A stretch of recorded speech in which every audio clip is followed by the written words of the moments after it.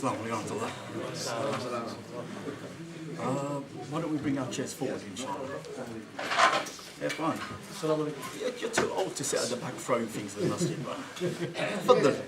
Don't be shy. Fadl, come. Come. Youngster and lady.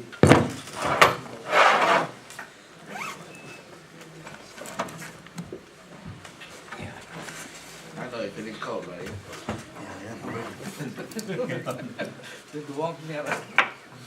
Okay, before we start, just one or two things. Actually, from last week up until today, I've kind of had 3 complaints or objections. Yeah, I know about the same thing, which is basically people in the audience find it difficult when other people are talking around. So this is something which we have to kind of learn to understand. This is a masjid. No good quoting Hadith in Bukhari that the Abyssinians were doing a war dance in the masjid, therefore we can do anything in the masjid. That's qiyas batil. That analogy is just, it's so wrong.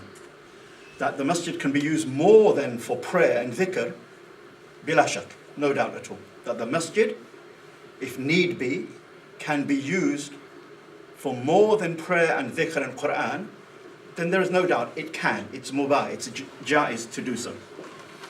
But for the masjid to be used in a way that distracts people from dhikr, Quran and prayer is la yujuz, is not permissible at all. And Allah Jalla wa Ala says, ta'awunu ala al-birri wa taqwa wa la ta'awunu ala al-ithmi wal-udwan. Help one another in righteousness and piety, and don't help one another in sin and transgression. And so we need to remind each other that the primary purpose, the ruh of a masjid, is for a person to have some ta'alluq with Allah, connection with God, in terms of salah, dhikr, Quran, and other things like that. So that's one thing. Second thing is, if the masjid was very large, like traditional Jamia mosques, congregational mosques in the Muslim world used to be and still are, then for example we learn in the time of Imam Ash-Shafi'i radiallahu anhu, Ash-Shafi'i initially, when he started teaching in the mosque, he would put himself against one of the many pillars and there would be a small circle around him, very small. And the biggest circle was over there against one of the pillars over there. And you're, no mic, obviously, so you're just talking to people and you're not disturbing other people. People who wanted to read Quran or pray, they're probably in the front of the masjid. Within a very short time, Imam Ash-Shafi'i rahimullah's small circle then became the only circle in the masjid because of the tawfiq that Allah gave him and because the ikhlas that he showed to Allah Jalla wa Ala. So there's no doubt that different things can be done in the masjid, but if we don't remind ourselves of the adab, then our Islam is seriously lacking. So on the one hand, we needn't be too strict that, nobody should breathe in the mosque. Okay, and on the other hand, we needn't get to this situation whereby merely because there's one extreme, let's go to the other extreme and loosen everything. Loosening things is just as a problem as an extremism as well. We have extremism on both sides. We have people who violating the Sharia in terms of certain socio-political things, but we have people who are liberalizing Islam, making halal haram, that which is agreed upon as haram is now becoming halal. That's also an extremism. Both have different effects in society, but both are wrong. May Allah Jalla wa Ala give us tawfiq. And no doubt at all, I am one of those people who really believes that we should give a lot of leeway to young boys and girls when they come in the masjid. Only because once upon a time, in my generation, okay, if you came into the mosque and within 3 seconds you didn't have a hat on your head, you'd have a slap on your neck. Okay, that's how kind of strict it used to be. Okay, and that pushed a lot of us away. So I understand that people will violate the etiquettes of a mosque. But it tends to be easier and more, we can overlook it or look at it with a generous eye if they're young children. But by the time you get to 14, 15, 16, let alone 20, 30, it's very difficult to look at it with a generous eye because someone's just then being stupid. Okay? Unless, of course, 20, 30-year-olds want to be treated as children, then as my father used to say, I'm more than ready, son, to treat you as a child. Right? And that kind of would make me think, you know what, the self-respect that you have, that sounds really wrong, doesn't it? You know, you're about 16, 17, and then your father says to you, I'm more than ready to treat you as a child. That kind of strikes you more than anything else would. Well, that same philosophy here, inshallah ta'ala. So let's choose to be grown-ups, and hopefully we'll behave with each other like that. If not, then there is a different type of behavior, inshallah ta'ala. Please try not to get me to say these things regularly, because I find it really tragic that we have to remind each other of these things, just like I find it tragic that other than Friday, mosque committee members have to remind people don't park except in the big car park that we have, you know, all for the mosque. On Fridays it's not a problem because different people come into the mosque who maybe only come in once a week, once every 2 weeks, but regular members, congregationalists, when they have to be told, you know, it's not fair on the committee, because then you start looking at someone as if they're nagging at you. And they're not nagging, they're doing something which is going to safeguard the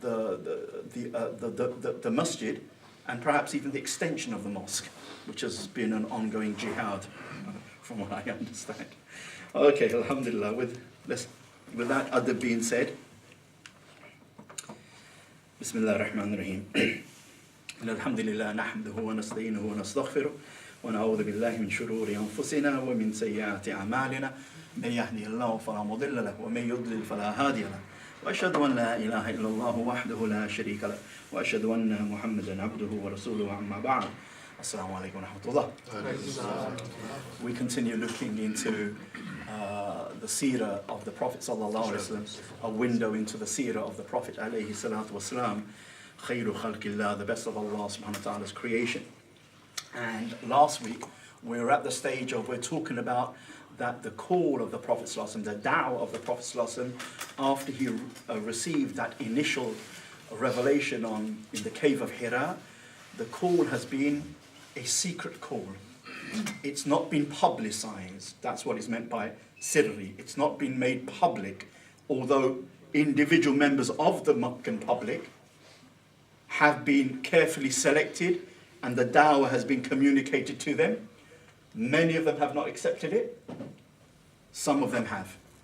But what has happened in these early years of secret da'wah is that slowly and steadily, every house and family in Mecca has begun talking about this new message that the Prophet ﷺ is coming with, even though they don't know much about it because he hasn't publicly said anything. So they're hearing it maybe sometimes first hand, but probably second hand, third hand. What they do know is that, oh, well, it seems to be telling us that that the religion of our forefathers and the way of our forefathers, there's some things wrong about it. What is quite wrong, maybe many of them are not clear. And this sirri da'wah, this secretive da'wah, has been going on, will go on for 3 years. And we've seen what's happened. We've seen last week, we looked at one or two of the surahs that were revealed early on, and we tried to get a grasp of the core message. That question even came up that they were praying the night prayer, initially as an obligation, and then a year later it was the obligation was lifted from the ummah, but was it still an obligation for the Prophet ﷺ or not? That's a matter of ikhtilaf of the ulama, a dispute. But we saw that they were praying, and then the question was, well, what form did their prayer take? Since the Isra and Mi'raj, it's only at that time 5 daily prayers become obligatory. So they were praying. How did they pray? How many times were they praying? So that was a question which I want to answer in a minute, inshallah. We also saw that we read one or two stories of conversion stories, and there are a lot of conversion stories in the early days of Islam, and they're all very remarkable. We also noticed that that Abu Bakr radiallahu anhu has a defining hand in bringing the early converts to Islam. He was the one who gave dawah to most of the early Muslims. And those are the Muslims that we know as the Ashara Mubashara, the 10 that were given in their lifetime news of paradise. 2/3, if not 3/4 of them, he brings into Islam, radiyallahu anhu. What is noticeable that I didn't mention last week is that, this book has about 60 people who are early Muslims. Other books that I've consulted, they say the number is 46. Others in between. So between 50 and 60 Muslims, that is the total number of the Ummah of the Prophet ﷺ in the early years. And out of those, let's just say 60 for argument's sake, 2/3 of them are slaves. 2/3 of them are slaves. The rest are quite generally prominent in Meccan society. They are prominent in their tribes, and if they're not prominent in their tribes, they are from a prominent tribe. And out of all of these 60, barring a handful, all of them are very young. All of them are, barring a handful, are perhaps below the age of 20. Below the age of 20. Rasulullah sallallahu alayhi wasallam, he's 40 to 43. He receives revelation at 40. Abu Bakr radiallahu anhu, he's about 2 years younger than the Prophet sallallahu alayhi wasallam. Uthman radiallahu anhu, when he became a Muslim, he was around about early 30s. But the rest of them, like Abdullah ibn Mas'ud and Zayd ibn Haritha and Sayyidina Ali, and most of them were below 20. Definitely below 25, but below 20 was probably the majority. Now, I don't want us to think, below 20, and then think of people who are 20 today. Because there's a big difference in the societies in the world since the 1950s.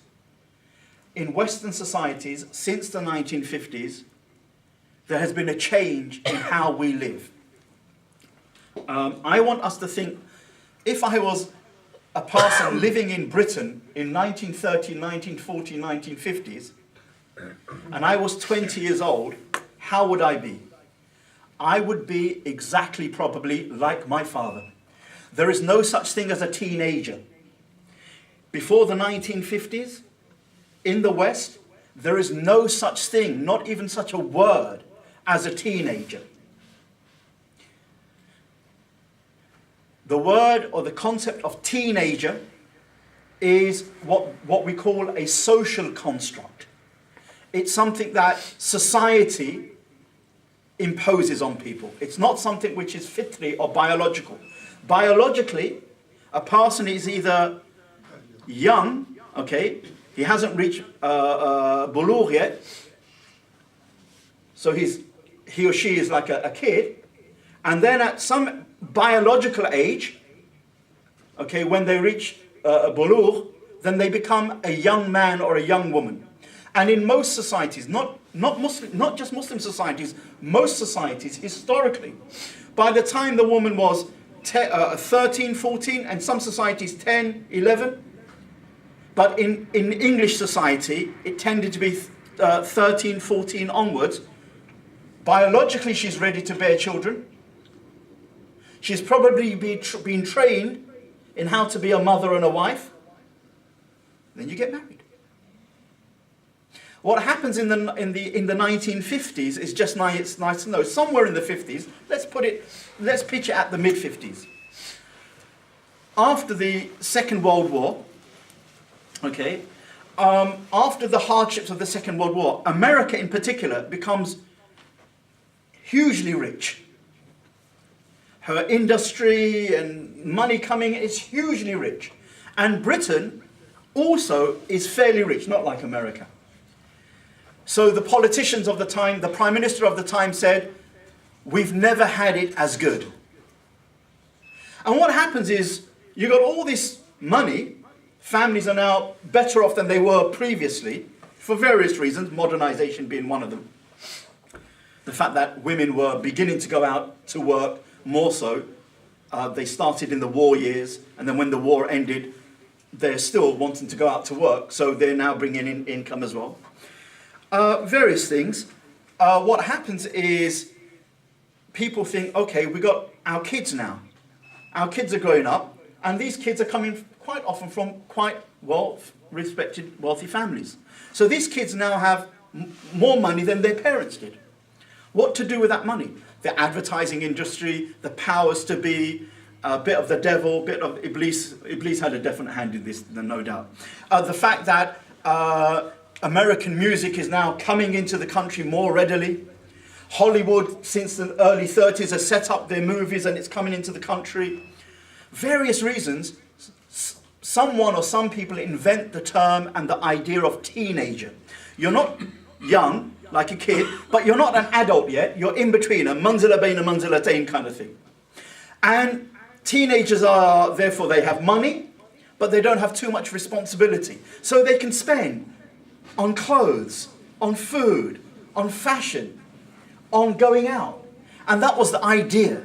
And from that time, Britain and America, more than the rest of Europe, developed a teenage culture. So even by the time you're 20, you're still a kind of little kid. And you compare a 20-year-old today with a 20-year-old in the same country from the 1920s and 30s, chalk and cheese. You can see the immaturity in the first, but you could see the maturity in the second. And that was how it was all over the world since the beginning of man. So when we read that, the Sahaba were younger than 20, but they were men. They were working. They were probably working and had responsibilities from the age of 12, 13, if not earlier. So they're not quite like our 20-year-olds. So there's a significant difference there. But what it does also tell us is that it reminds us we need to give attention to our youth, to our shabab. That there is something in the youths that isn't there in elderly people, which is what? Elders get set in their way. They become part of whatever system they're in. And they have too much to lose in going against the system. I might lose my house, I might lose my job, I might lose my status, I might lose whatever I've gained in these years. Youths have less to lose, have great energy, physical energy, and quite often they haven't been socialized or brainwashed in the system. They can still see, this is wrong, that's not quite right, this is injustice. Whereas the elderly think, yeah, but the world is like that, what can we do?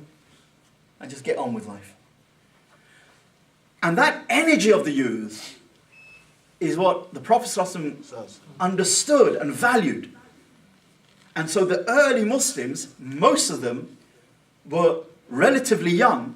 The elders were the Prophet ﷺ and Sayyidina Abu Bakr and maybe Uthman radiallahu anhu and a few other people like that. Umar radiallahu anhu would come in a little bit later. But otherwise they were young. The dynamicism was there.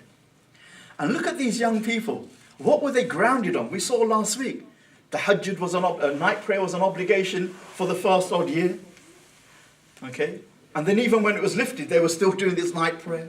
They were learning to give in charity and help each other. And because many of them came from good tribal societies that had adab, that taught adab, behavior, courtesy, manners, morals, decency, as a virtue, then they already had these things automatically.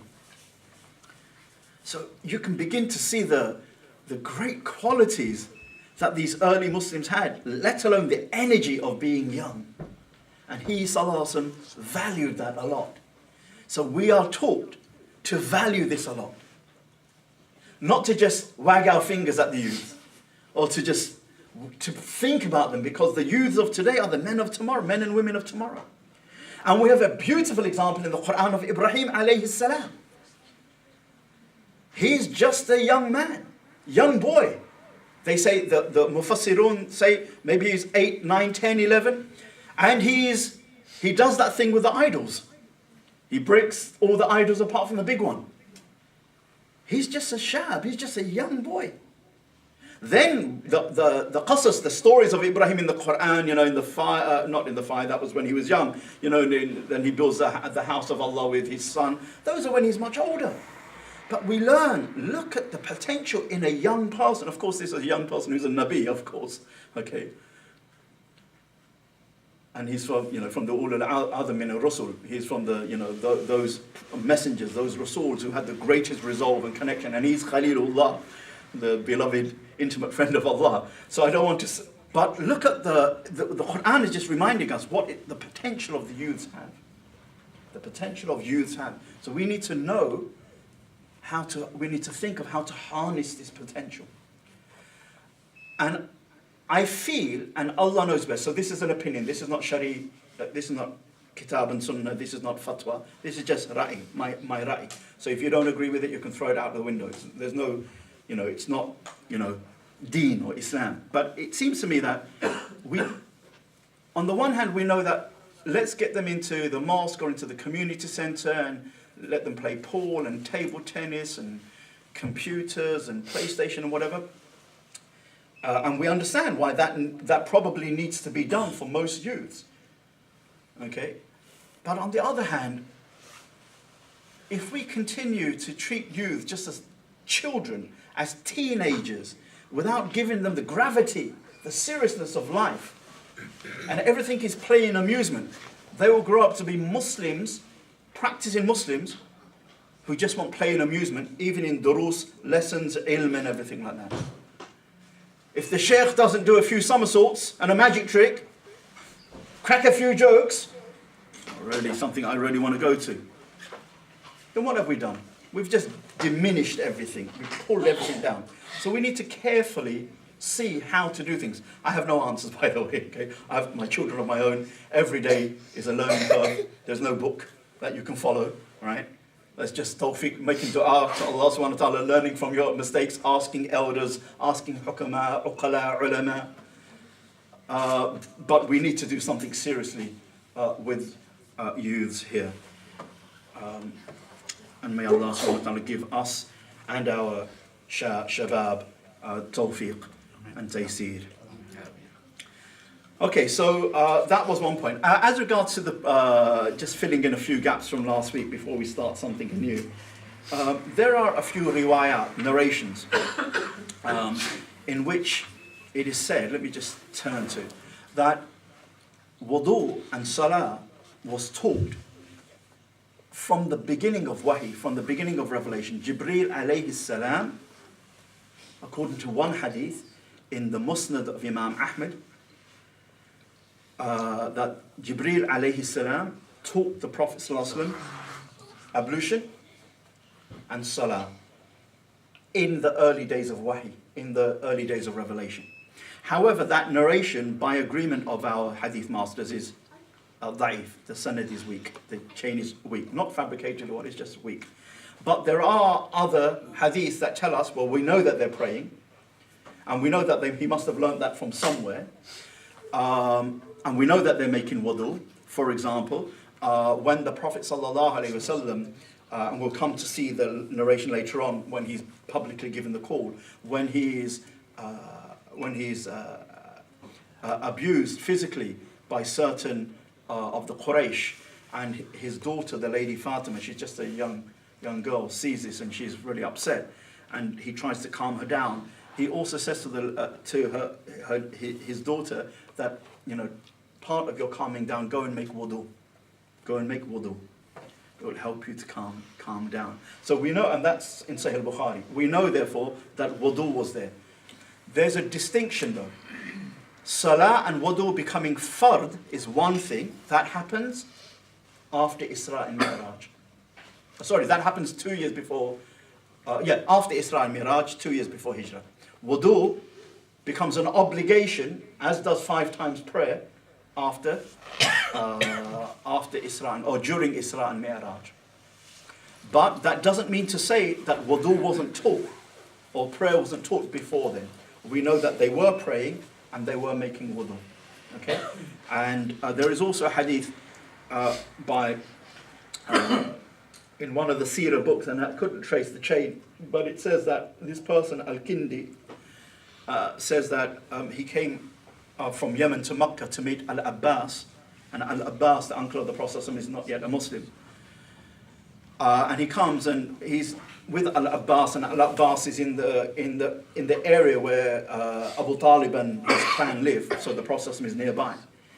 And he said, in the early days, before I became a Muslim, I went up from Yemen to Mecca to meet Al-Abbas. And when I got to near his house, I saw a man followed by a woman, followed by a boy, followed by a woman, and they were bowing and prostrating. And I said to Al-Abbas, "What's that? And who are they?"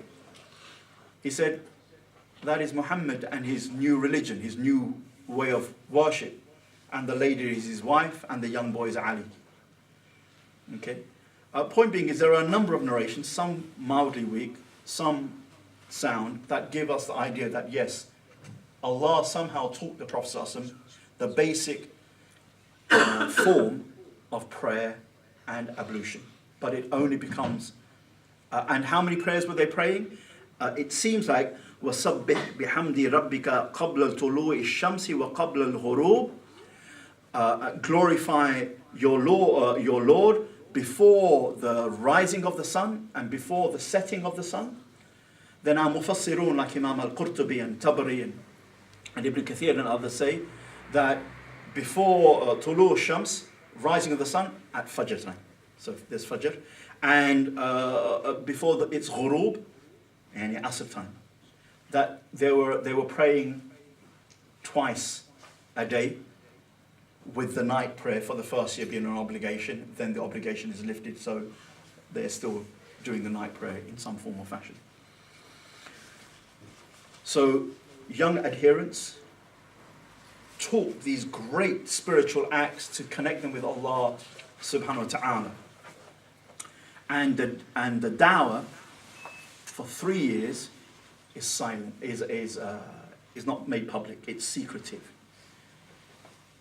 And there are about 40 to 60 people at that time who become Muslims, most of them slaves, or slaves that have just been given their freedom but haven't managed to get their foot onto the social ladder. Okay? And their names are given in the books of tabaqat and biography, so we can, one could chase them up that way. And then what happens? Allah subhanahu wa ta'ala, there is a difference. During the 3rd year or after the completion of the 3rd year? Wallah, from what I understand, and Allah knows best, after the completion of the 3rd year after revelation, 3 whole years have gone, Allah subhanahu wa ta'ala reveals verses like, أعوذ بالله من الشيطان الرجيم فاصدع بما تؤمر وأعرض عن المشركين. So declare openly what you have been commanded, وأعرض عن المشركين, and turn away from the polytheists, the idolaters. So فاصدع بما تؤمر, so declare publicly or openly what you have been commanded, is an instruction from Allah subhanahu wa ta'ala to move the da'wah from its sirri, from its secretive phase, to its jahri, or its public open phase. And then what happens round about that same time, Allah subhanahu wa ta'ala reveals وَأَنذِرْ عَشِيرَتَكَ الْأَقْرَبِينَ, and warn your nearest family and relatives. Warn your nearest family and relatives. وَاخْفِضْ جَنَاحَكَ لِمَنِ اتَّبَعَكَ مِنَ الْمُؤْمِنِينَ, and lower the wing of gentleness to those who follow you of the believers. Warn the nearest of your kin and family, and lower the wing of gentleness. You know, when you take like a bird, a mother bird, how it will take a little chicklet under its wing, right? That's the kind of imagery, and this is an Arabic idiom for gentleness, softness, tenderness, care, that the Prophet ﷺ is instructed to show the believers. And then what happens when this verse is revealed, وَانذِرْ عَشِيرَتَكَ, when this verse is revealed, warn your nearest of kin, what happens is, he ﷺ, responding very diligently to the Quranic command, he goes to Mount Safa. He goes to Mount Safa and he goes, Ya Sabaha. It's a way of calling people that the Arabs understand that when there is something urgent, people would quite often get on Mount Safa. We already saw in the Hilf al-Fudul, in the Pact of Fudul, when that Yemeni was cheated out of his money from the Meccan, he gets on Mount Safa and he calls the people. And they think, oh, we better go and see, what he's talking about, because it is our reputation at stake. And then the Hilf al-Fudul comes after that. So Ya Sabaha is an Arabic expression or idiom that they would use in order to tell people that I'm not just going to say something, but I'm going to say something which has a public consequence. And they start beginning to gather, all gathering around Mount Safa. And those who were beginning to hear, oh, who's that calling? Oh, it's Muhammad. Oh, and if they would go, because he hasn't done this before. And many of them have already heard the whisperings for the last 2 or 3 years that he is saying something to people secretly. And there are these individuals, and some of our slaves, they're not following our ways anymore. And we've seen 1 or 2 of them, or a few of them, praying in a way that we don't pray anymore. So they're really interested, and those who couldn't go sent someone on their behalf to go, because we need to find out what this is about. So he's on Mount Safa, and there are various hadiths here, but they're all kind of saying roughly the same thing. So he calls them, and he calls them each by tribal name. Ya Bani Ka'ab ibn Lu'ay, Ankidhu anfusakum min an-nar. O tribe of Ka'ab ibn Lu'ay, save yourselves from the fire. Ya Bani Murra ibn Ka'ab, Ankidhu anfusakum min an-nar. And O Murra ibn Ka'ab, save yourself. And Ya Bani Abd Shams, save yourself from the fire. Ya Abdul Manaf, save yourself from the fire. Ya Bani Abdul Muttalib, save yourself from the fire. Ya Bani Hashim, save yourself from the fire. Ya Fatima, save yourself from the fire. Ya Safiya, save yourself from the fire. And he says, La amliku lakum min Allahi shay'a. I have no power over you. I have no power over you. It's the one that Allah is the one that has power over you. Suluni min mali ma shi'tum. But ask me for my money, anything that you want. And I can give you my money, I can help you, but I can't save you from the fire. Okay? I can't do anything if you're going to turn away from Allah. So he's following this command of Allah. وَأَنذِرْ عَشِيرَتَكَ الْأَقْرَبِينَ. Warn your nearest of kin and family. And what he does is, because it's not nearest of kin and family, the Arabs understood, not just your direct children and wife or wives, it's your uncles and aunties, your blood uncles and aunties, and your first cousins, your second cousins, your third cousins. It's that kind of fairly wide bond. And so they're all kind of there. And he's called out to even some of the other Arab clans who are loosely connected. And he then says, and he's on Mount Safa. So Safa is a bit larger than it is now, right? Safa is not a mountain like that. It's a rather large hillock, like something between a small mountain and a large hill. Okay, so he's on this hill, and behind him there is a valley, And you can only see the valley if you climb up Mount Safa. Otherwise, the whole of the Safa is blocking the valley. And he says to all the people there, if I were to tell you that behind me in the valley, there are armed riders ready to attack you, ready to attack Makkah, would you believe me?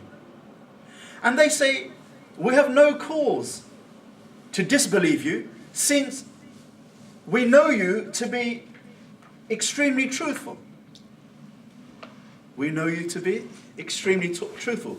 And then he says, well, I am telling you that if you don't turn to Allah and give up your idolatrous ways, you give up your shirk, then you will meet a great punishment with Allah. You will face a great punishment from Allah subhanahu wa ta'ala. And then some of the hadiths say that by the time he said this, Abu Lahab, his uncle, and he's called Abu Lahab because his complexion is quite fair, but given the heat of Makkah, his skin is quite red and his cheeks are very red. And that's the kind of physical reason why he's called Abu Lahab, even before Islam. He's also called Abu Lahab because he has a short fuse. He can get angry really quickly, and his tongue can be really harsh. So this uncle of the Prophet ﷺ, who is also there at that time, who is, by the way, quite rich, very well respected, very rich, and he says to his nephew, "Tabban laka." May you perish. Is this the reason why you've called and summoned everybody? For this? Tabban laka. And so, according to the tafsir reports, this is when, or very soon, Allah reveals, Tabbat yada abi lahabin wa tabba. Perish be the hands of Abu Lahab. Because he says, Tabban laka to the Prophet. Allah says to him, Tabbat yada. Okay. Jamil is the wife of Abu Lahab. She, like her husband, she from day one becomes a real enemy and an opponent, not just to the Muslims, but particularly to the Prophet sallallahu alaihi wasallam. She will be the one who is constantly throwing things in the path of the Prophet ﷺ to hurt him, harm him, and if not to hurt or harm him, to insult him and to ridicule him. Because sometimes insults are worse than physical injuries. The Arab poet of old once said, in English form this is, the wounds of a sword may heal one day, but the wounds of the tongue it never may. That's quite a nice life lesson. So this verse comes down. So the Prophet ﷺ is thinking, وَأَنذِرْ عَشِيرَتَكَ. Let me try again. So it is said that a day or two after, he tried a different way to warn the people about Allah's anger and Allah's rejection of shirk. So he decided to hold a banquet, a feast. And he thought, should I or should I not invite Abu Lahab? Because one or two people were saying to him, don't invite Abu Lahab. You saw what happened at Safa. Because by the time Abu Lahab says, Tabban laka, and whatever else he said, the whole kind of gravity of the occasion fizzles out and everybody starts going back. So the Prophet really, barring what he already said, couldn't say anything more. And by the time Abu Lahab speaks, and he speaks with a bit of strength, even if you were inclined to maybe ask the Prophet, but you're not going to do so now. Because it's not the right time. So the Prophet ﷺ thinking, well, maybe there were some who wanted to respond to me. So let me find another approach. Food, family. So he invites 40 of his family and relatives, his uncles, aunties, first, second cousins. And the issue is of Abu Lahab. The Prophet ﷺ decides that it's better to invite Abu Lahab. One, because he is family. Two, I can't not invite my uncle and then invite my second or third cousin. That's just not right. And three, better to have him inside than outside, because you're no telling what he'll do outside. So, in the narration in Sahih Bukhari and other hadith collections, he saws them, he feeds them really nicely. And then he, sallallahu alaihi wasallam, he begins to stand up to say his piece. And Abu Lahab, uncle, very sharp, intelligent, realizes what this is all about. And then he says these words, and I'll just read the translation, inshallah, if I can. I don't know if I marked it or not.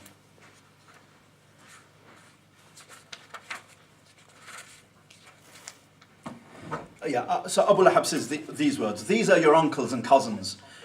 He actually says these are your father's uncles and cousins. And by fathers he means your father's brothers. So these are your uncles and cousins. You may speak to them, but you have to leave off this rejection of our deen, of our faith. Don't turn away from the way of your forefathers. And don't expose them to the anger of the Arabs. Your people can't face up to the opposition by the whole Arab nation. And they can't be expected to face them all in war.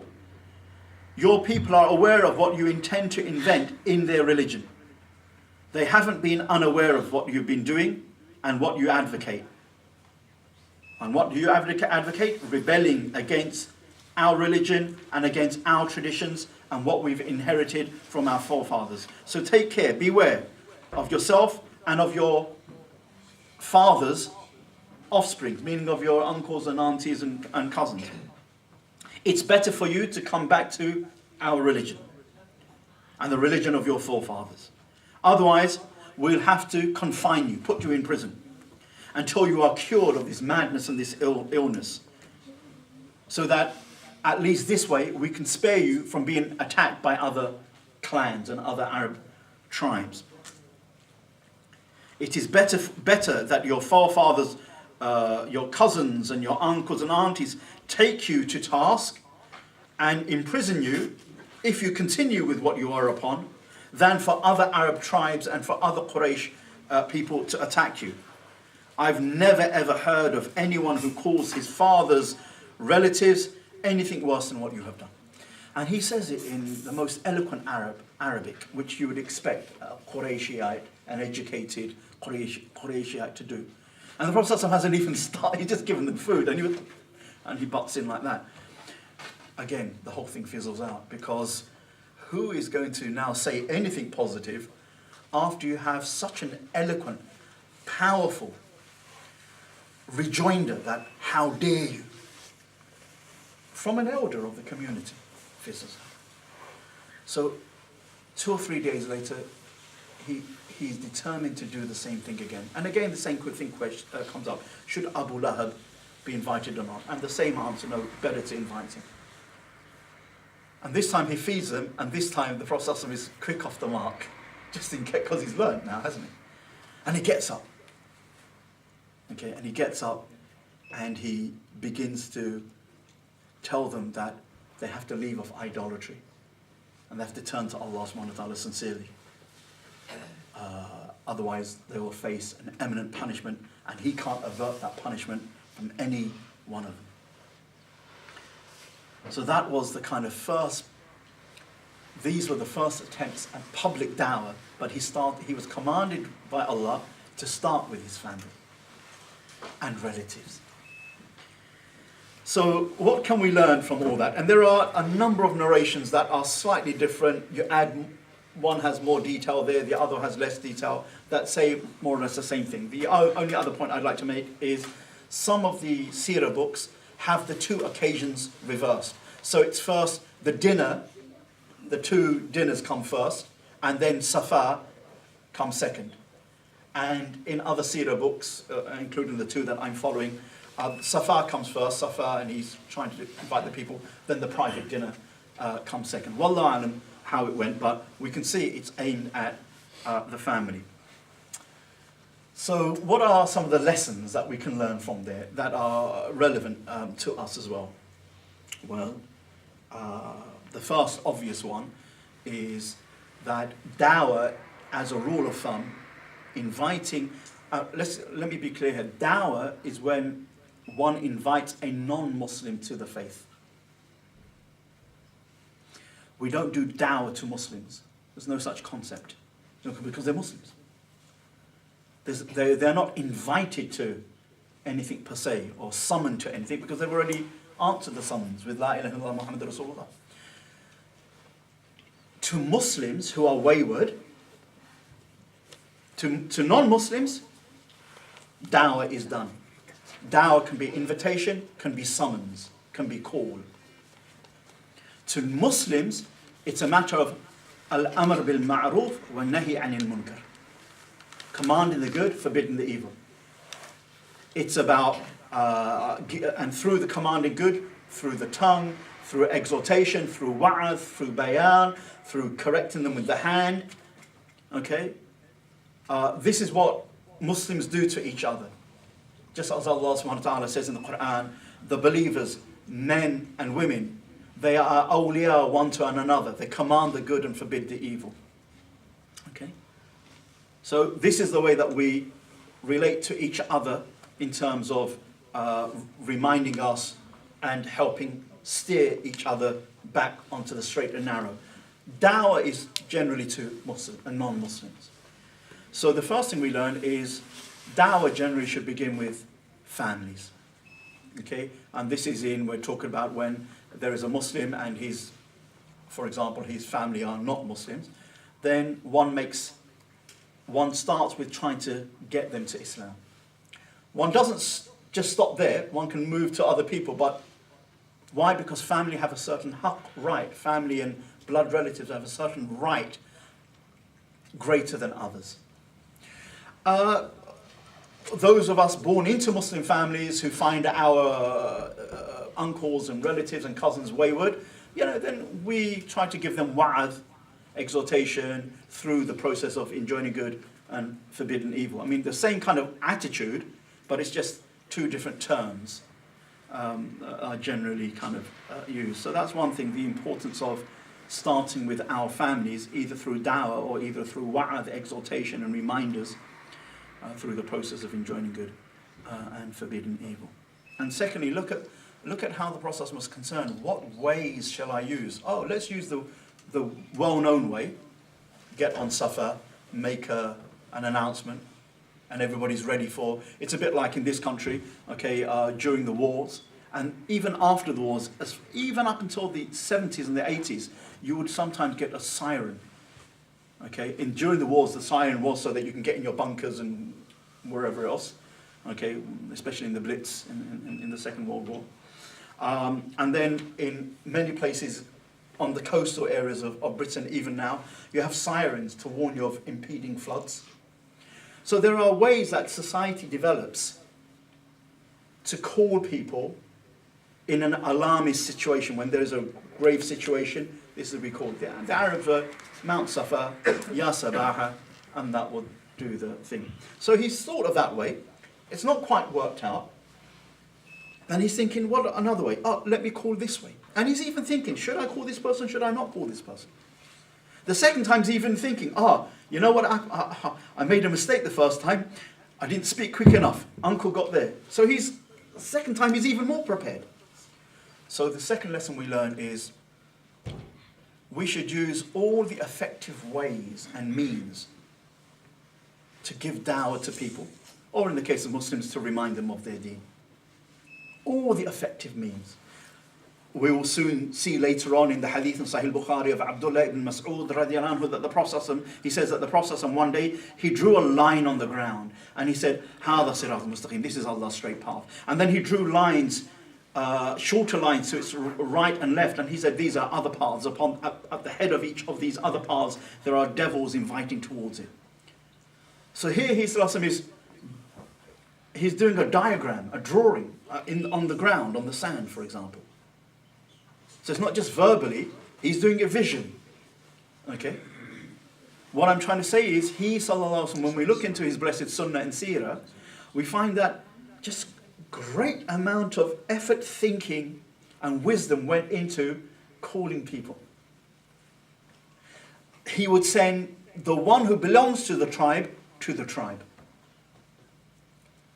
No good sending someone from Bani Ka'ab ibn Luway to Banu Abdul Shams, especially when they have a big argument. They've already had an argument over the last 2 years.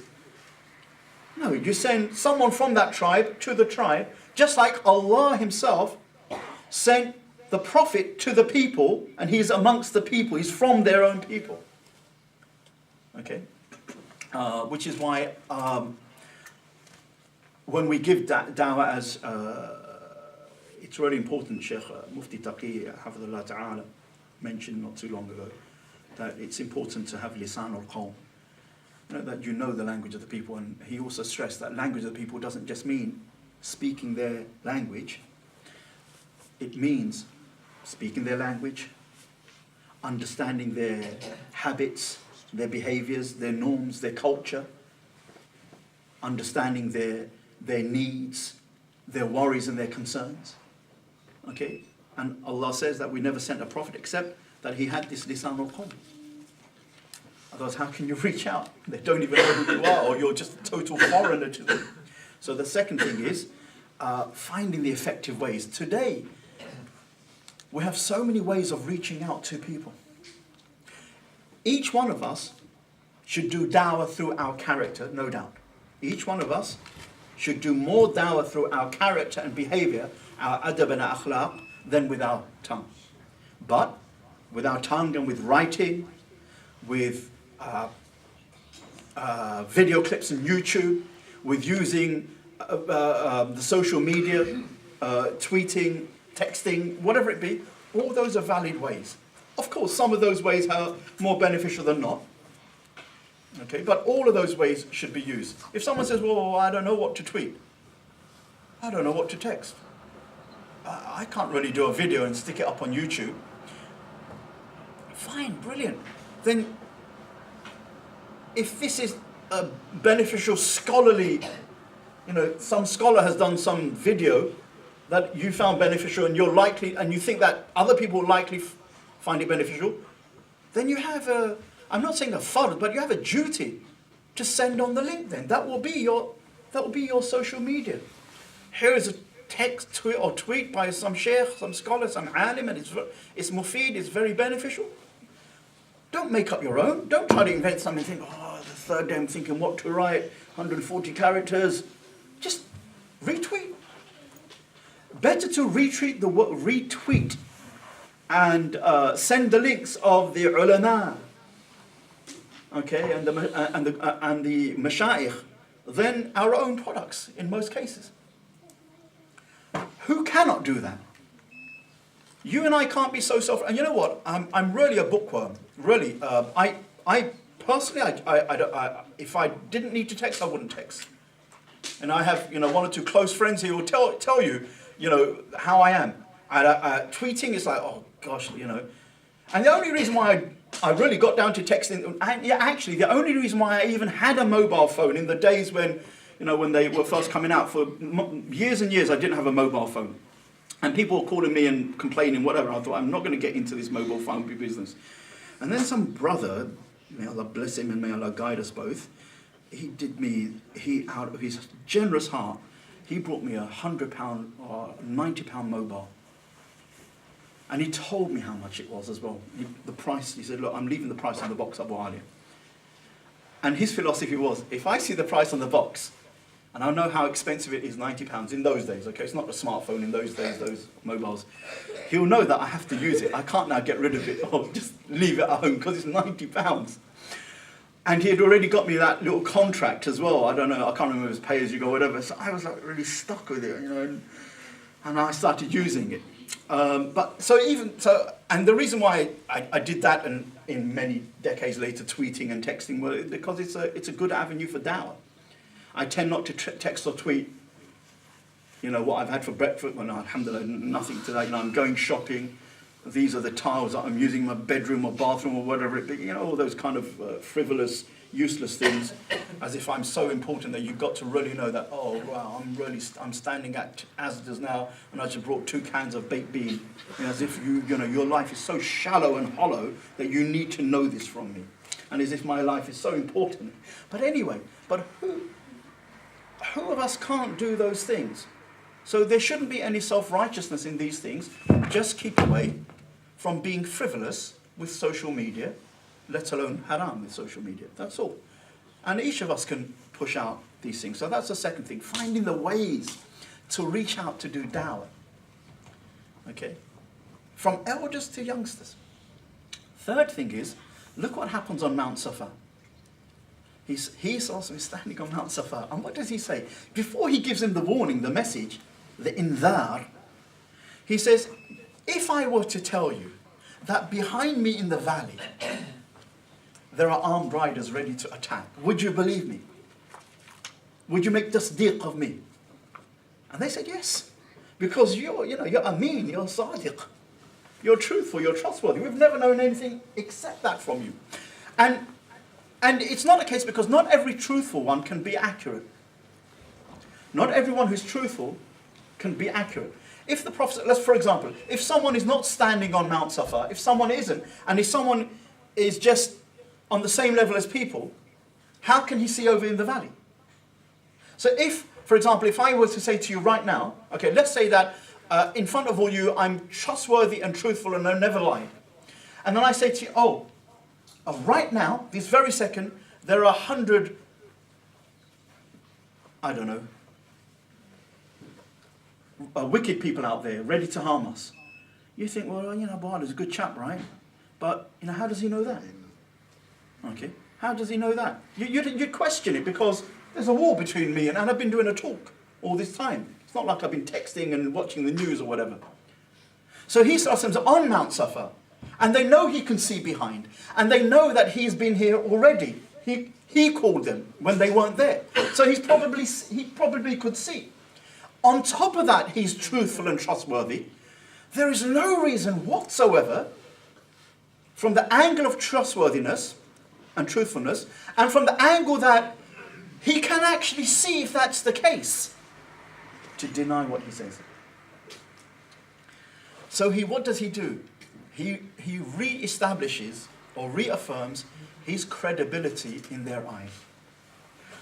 Am I not credible? Yes, you are. And then he tells them this. He bases his message on the credibility factor that he has with them.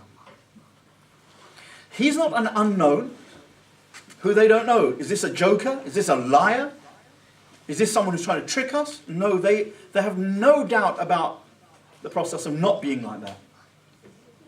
So it reminds us, what are we doing when we're trying to attempt to call people, or even if it's between Muslims, what are we doing to up our credibility factor?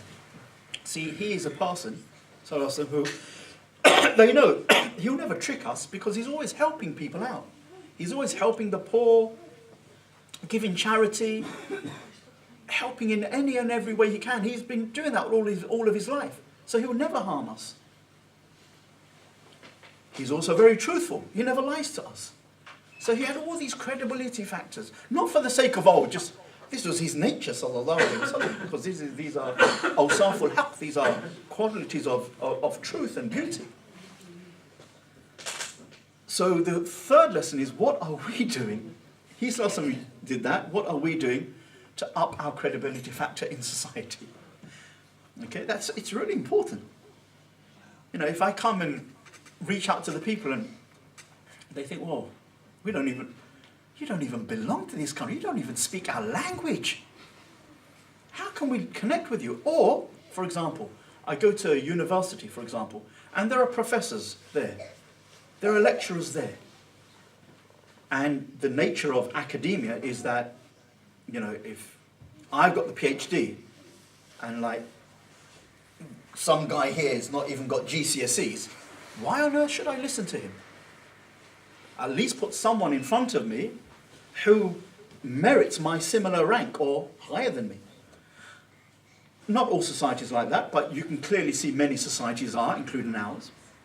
So, credibility factor. Why didn't Allah send a slave as a Nabi? Why is it always people who have hurriya, freedom, free men? Why not a slave? Clearly you can see slaves can be fantastic. Sayyidina Bilal radiallahu anhu, fantastic. You know, you think, oh, makes a, you know, this is, I don't want to get myself into, what's his name? Jamil Jamshed? Jamil Jamshed? Junaid Jamshed. I don't want to get myself into that kind of quagmire, okay? So, you know, I'll say this very cautiously, but, you know, you could see that if someone like Bilal radiallahu anhu was a Nabi, would, you know, just thinking out loud, he'd have so many beautiful qualities. But what would happen though, is that the free people will say, well, I'm not going to listen to a slave. Just the nature of people in society. So Allah always sends free men. So that at least that excuse isn't given. Now, our Islamic organizations, some of our main Islamic organizations, I think maybe it's getting a bit better, I hope, and Allah knows best, but it seems to be that, subhanAllah, you put an Asian guy in front of the camera who has an accent. He may have lovely English, but he has an accent. He maybe came over here 10, 15 years ago. He's never been to school here. So and he may be one of Allah's awliya. He can be really muttaqi. But the public, they feel disconnected. There's a disconnect, right? There's a disconnect. At least let's put people who at least the public could relate to, which the ideal thing would be, therefore, a white, Caucasian, well-educated, male or female.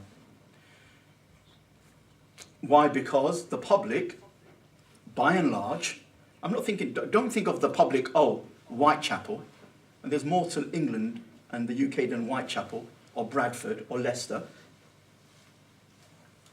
What about all the great southern towns and cities? Cornwall, Dorset, Devon, all the great... And when you go there, you'll hardly find a non-white person. How do we reach out to them? What about Middle England? How do we reach out to them? And what I'm trying to say is the seerah presents us with so much... Ya Allah, subhanAllah, there is just so much here to learn. And we're just in year 3 of Revelation, okay? So that's the third thing is, what are we doing in terms of our credibility factor to call people to this tremendous message? Because there is an indhar, or warning, that if they're not careful, they will meet the ghadab and the adhab of Allah Jalla wa ala. Na'udhu billah min dhalik. May Allah protect us and guide one and all. So that's Safar, third thing. And finally, it's the eagerness with which the Prophet ﷺ had this resolve. Warn your people straight away. He doesn't waste time. In fact, from the time of Nubuwwah, sallallahu alayhi wa sallam, from the time of prophethood, there is no rest or leisure for the Prophet ﷺ.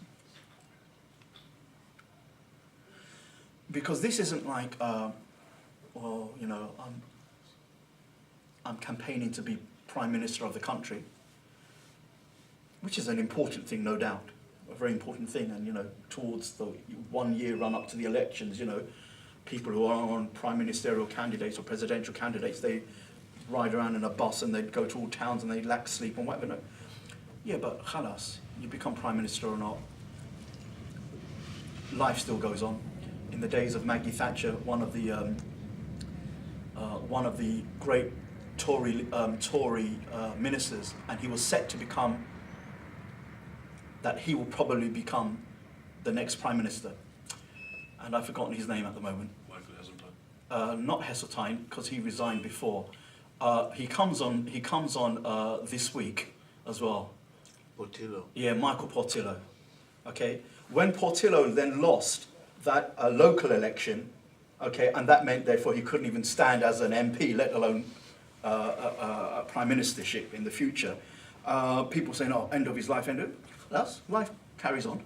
Okay, he's made a career, and he's probably done better now than before. This is deen and akhirah. We get it wrong. There's no sitting on This Week and doing TV programs or the BBC about trains or whatever he does. This is khalas, adab. So there needs to be a concern. We need to have a concern. Isn't the non-Muslim, isn't he from Banu Adam? Doesn't he have a haqq that I try to reach out to him or her? Am I so careless that I don't really care who gets punished in the fire or not? How can I be on the sunnah and I have no care? How can I be on the sunnah and don't have the care in my heart for people? Of course, some people will reject. Khalas, then you made your bed. You're going to have to lie in it. But generally, there needs to be a care and a concern. Not like a job. Not like a job. Dawah, enjoining good, forbidding evil, tabligh, whatever, shouldn't be a job. Right? Because a job is what? Normally a job, whatever it is a job, is that you do the job and then you come home and you take off the hat that you wear in your job and you just relax. And then when you go out to work, you make sure you have the hat on of the job. If the deen was like that, and the deen can become like that to people. I'm a mudarris, I'm a muallim, I'm a teacher of religion, and I get paid for teaching religion. So in the morning, I have my breakfast, and then I go and I put my muallim hat on, and I give ta'aleem to people, teaching people. Then I come home, I take my ta'aleem head off, and I'm just Abu Aliyah, relaxing and doing whatever. And I could live like that Dr. Jekyll and Mr. Hyde. But where is the concern? Where is the genuineness? The Arabs say,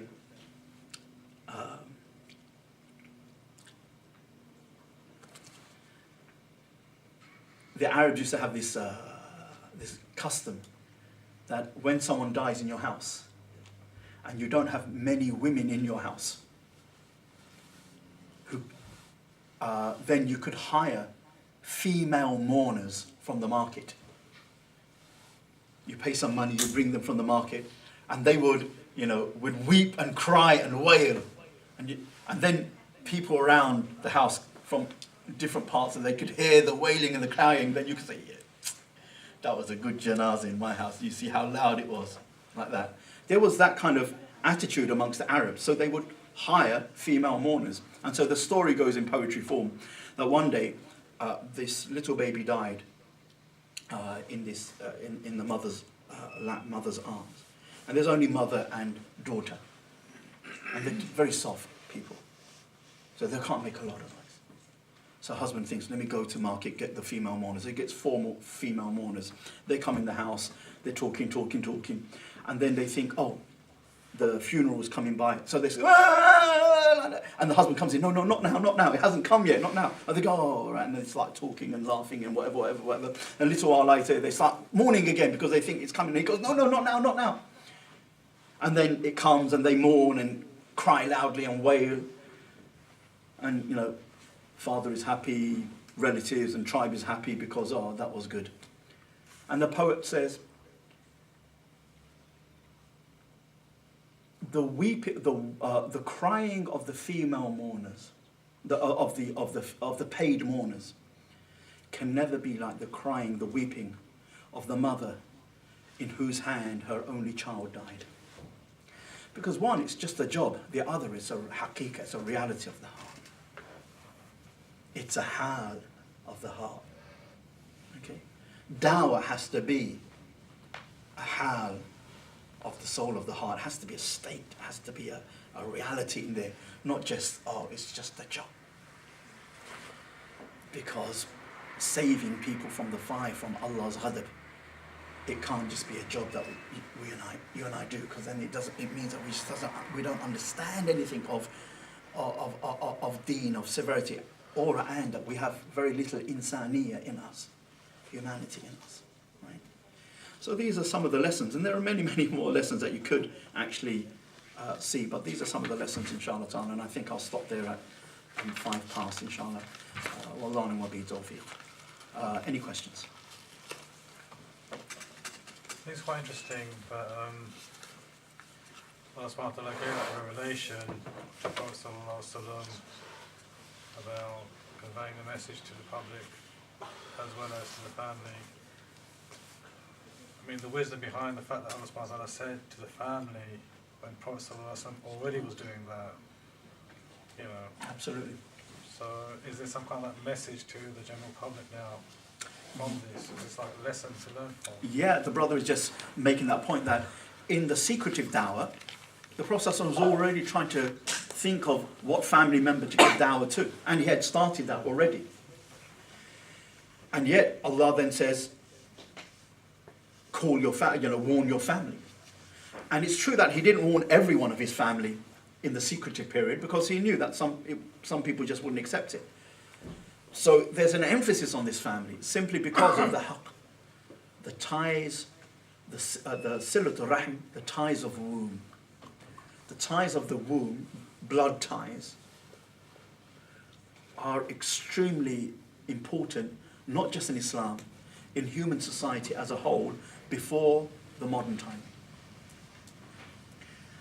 One, because, as they say, blood's thicker than water, and you come from the same womb. And the idea of womb, as I mentioned on Wednesday at the Valentine's Mansion in Ilford, the idea of womb, because we get the word silatul rahim,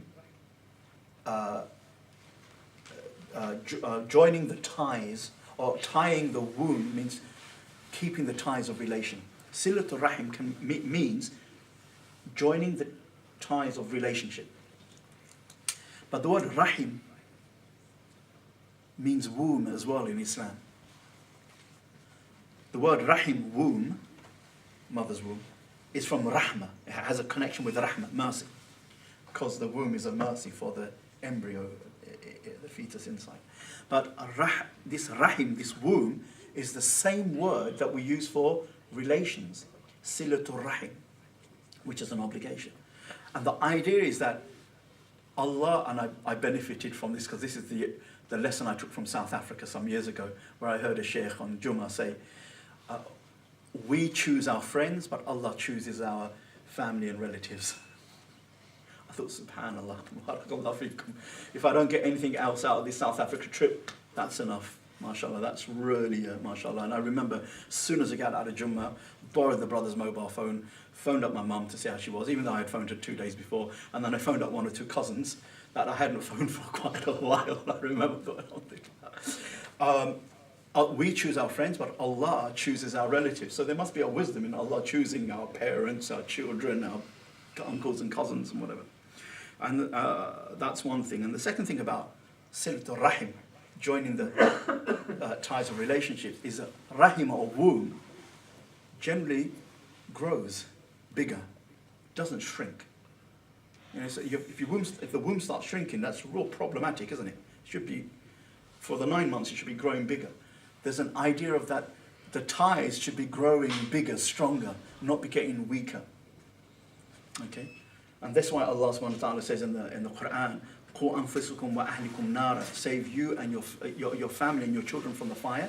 And then all these other hadiths and verses about joining ties of relatives with your uncles and aunties and whatever. So that's really important. May Allah subhanahu wa ta'ala give us tawfiq. And may Allah make it easy. May Allah give us patience if our relatives are a bit stubborn. May Allah subhanahu wa ta'ala find us good ways to do it. And may we not be the type of relatives who are stubborn to other relatives in terms of truth and beauty. So that's the wisdom of Allah. Yeah, I just want to make comment what brother said. Probably the hikmah behind that is that it's been given his family secretly, but when they become open, Allah include his family. So those people have given say, well, why about your family? Why don't you talk to them? So the family are involved to show the general public that, my family are the first that I want to be saved from fire. Absolutely, yeah. The family, because they are the most important to me, I want them to be safe from the fire. No doubt at all. One of the narrations about the dinner invitation is that when Abu Lahab says his piece on the first day, and then the rest of the family are, what can we say now? And everybody started going away. In one narration it says that Abu Talib, who's also Abu Lahab and Abu Talib are brothers. Okay, Abu Talib is older than Abu Lahab. Okay, and they are both brothers. They are uncles of the Prophet sallallahu alaihi wasallam. Abu Talib, who's quite old now, he says, look, you know, do we need to take such a harsh stance against the Prophet sallallahu alaihi wasallam, locking him up and kill him? Otherwise people will whatever. Why be so harsh? He's one of us. He's our clan. He's our relative.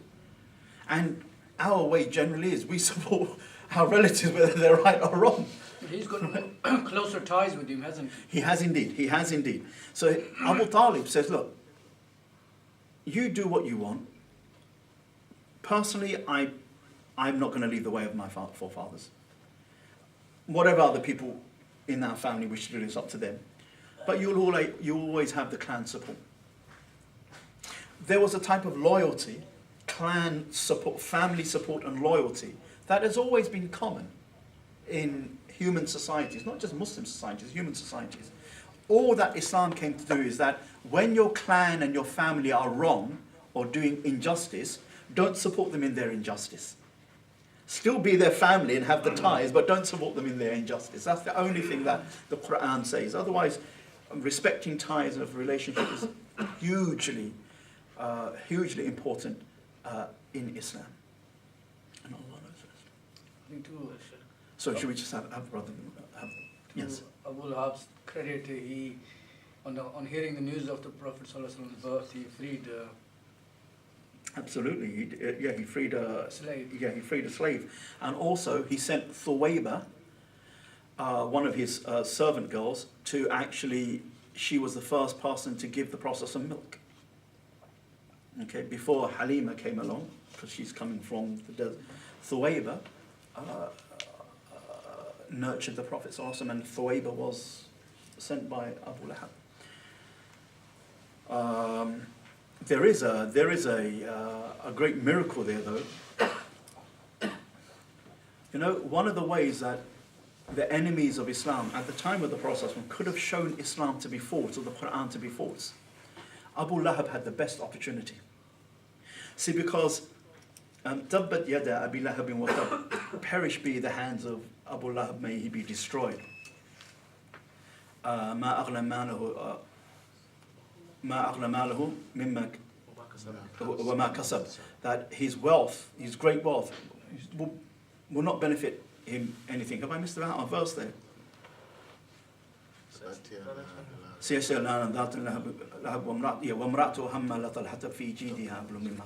And his wife, she will be, Jamil, will be carrying a rope of fiber around her, pulling her into hellfire, because she was also.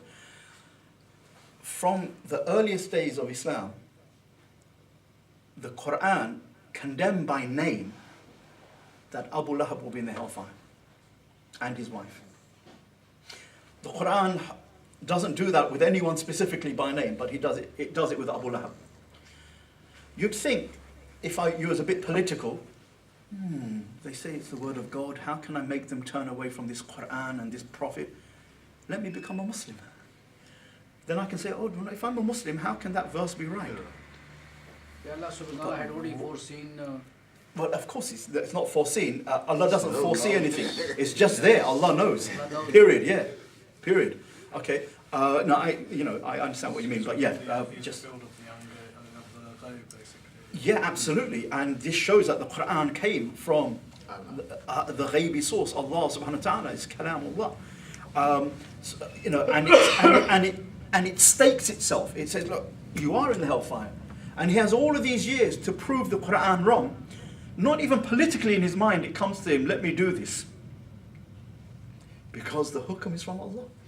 And the kalam is Allah's. Okay? Anyway, that was just a side point. Any final questions? You mentioned Jamil. Was this around the same time with that incident when Prophet ﷺ and Abu Bakr were sitting by the Kaaba and she come looking for him? Yes, it's round about the same time, yeah. And then he becomes invisible? She had a nickname from him, Mudammam. Yeah. Which means the opposite of Muhammad. Blame one from them, yeah. She was going, where's that Mudammam? And Abu Bakr goes, he's here somewhere. He's right next to me, he even said. But she can't see him because Prophet ﷺ read that ayah. So she could see Abu Bakr, but Prophet ﷺ was sitting right next to him. Yeah, She barakallah couldn't fikum. see him. Yeah, barakallah fikum. Yeah, so Jamil is the one, absolutely, you're right. Where she was, see, because she's the wife of Abu Lahab. Abu Lahab is highly respected and he's wealthy. So by sharafa, by nobility of clan birth, he's high. By money-wise, he's high in society. By eloquence, he's high in society. And he's done all these other good deeds, probably, or virtuous deeds, or whatever. So she's his wife. So she knows she can get away with, what we say, blue murder. And she tries to do exactly that. And she went on a crusade against the Prophet. So just as the Rabbi says, there's one time she's come and she wants to curse the Prophet. She wants to say something to him for some reason. And she's already given him a nickname to mock him, Mudhammam. Mudhammam? Yeah, from them, to blame, to censure, to ridicule. Opposite of hamd, praise, Muhammad, praiseworthy. She calls him this, right? Just to mock him. And then he starts and recites, so he sees it coming. He's had encounters with her before, so whatever wisdom there was on this day not to have that encounter with her, he starts and recited a verse or some verses from the Quran. And I've used the word that he became invisible, but whether she became invisible or not, she couldn't see him. He is standing right next to Abu Bakr radiallahu anhu. She is right in front of Abu Bakr radiallahu anhu. She's saying to Abu Bakr, where's your friend? Where is this? And he is right there. But she can't see him. It reminds me of, in Tafsir ibn Kathir, that Al-Hasan al-Basri had these encounters with the tyrant Hajjaj ibn Yusuf. And one day Hajjaj sent some of his soldiers to call Hasan al-Basri to the palace, and Hasan al-Basri thought, I don't really want to do that today. So he recited some verses and he became invisible. So the soldiers come in and he goes out. So these things kind of happen. Now the next question you're going to ask me, which I'll tell you, what were the verses? No, I don't know, I can't remember. Well, just one more. Next week you won't see me. Right. You talk about you cannot give dawah to Muslim, that you can only give dawah to non-Muslim. What about some sects in Islam in this country today who go about and say we're giving dawah and they could only talk to Muslim because they said you got to put your house in order first before you go to other houses. So they want to put the Muslim first, correct them, in obey Allah and do the ibadah, coming to the mosque 5 times a day and so on, and they count that as dawah. So what about there are groups amongst Muslims who concentrate on they give dawah to Muslims to get them to pray and become practicing Muslims and whatever, and they say, look, we should be putting our own house in order first, meaning start by Muslims reaching out to Muslims before we reach out to others. What about them? My point in mentioning that we give dawah to non-Muslims, dawah is an invitation, was a technical point. Not the manner of the meaning of should we reach out to Muslims?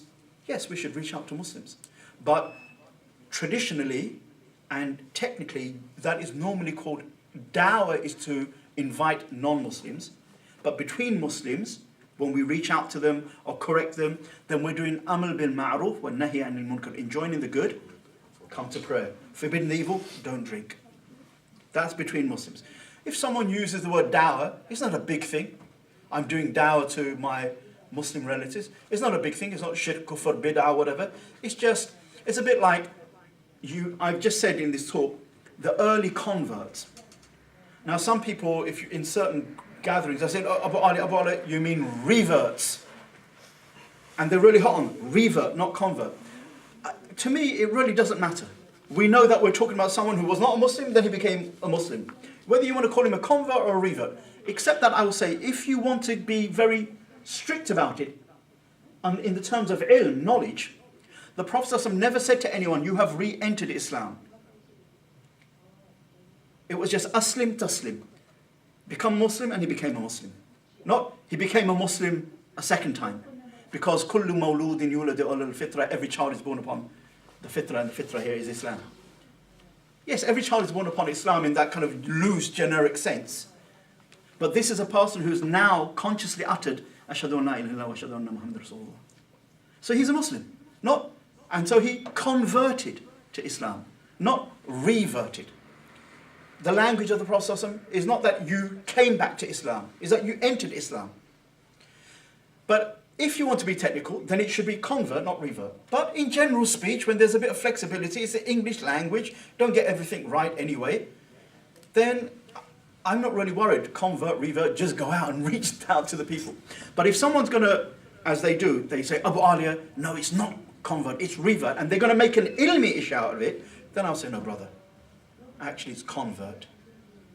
And revert is not the right word here. Same thing with this. If someone says, I'm giving dawah to Muslims and non, Bismillah, alhamdulillah, is only doing something, which is the point.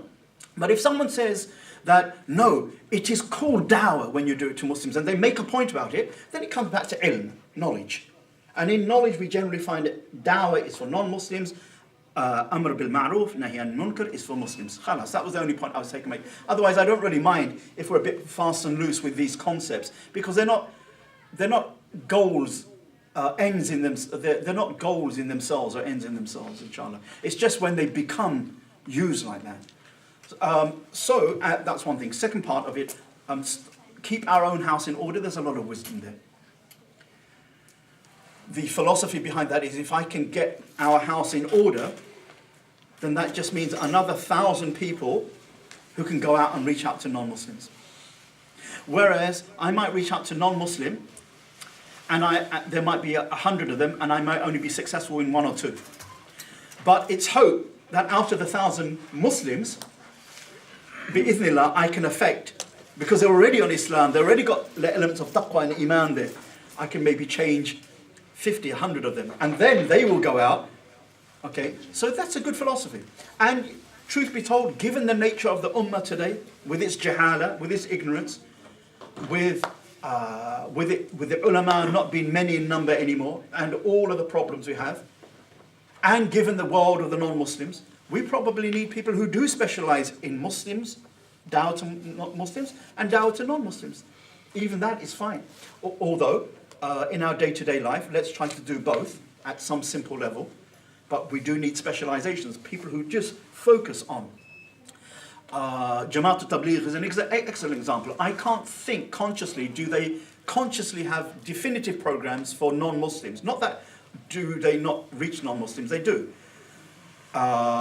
In some cases, less in the West, but more in other lands, like the subcontinent, they are known historically to go to villages where it's 2 Muslims and 200 Hindus and just give dawah. Normally through their conduct and whatever, and villages become Muslims. In this country or in the West, I've not heard that they've gone to Dorset or Dover and then, whatever. But that's because maybe they have a way of understanding people over there less than they have, so whatever. And then you have people who are, what's Abdul Rahim's organisation called? Aira, barakallahu fikum. So Brother Abdul Rahim Green, he focuses on very much so non-Muslims most of the time, and people who are with him. There are others I couldn't think of their names. They're not the only 2 groups, Jamaat al-Tabligh and Aira. There are many others. And what we need to do is we just need to respect each other's area of perhaps expertise. Both Jamaat al-Tabligh and Aira and any other group shouldn't have contact with the ulama, ilm, because whatever they're doing, they have to be guided by ulama and ilm. And as long as that happens and ikhlas is there, a lot of benefit will come, and as long as we don't step on each other's toes or undermine each other's work. And if you want to know the pros and cons of various things, one needs to speak to the ulama and know all those best, inshallah. So please don't, sometimes on technicalities it does matter, but only at certain stages of life. If someone, like for example today, there was just to finish this majlis, there was someone who's, I won't say who or how, someone standing next to me, and he was consciously trying to put his foot with mine in prayer when we're standing in row. Which meant that he's literally, with there's no joke, his feet were that wide. He had 2 people's place. Yeah, okay, maybe. Khalas. If that's I saw there's gaps both sides. yeah, you can, because if your feet are wider than your shoulders, Yeah. then you can't then touch shoulders, so there ends up being a gap. Anyway, leaving the fiqhy thing of it, if this brother had said to me, oh, this is the sunnah, you have to do this, I would have sat down with him and I would have told him 101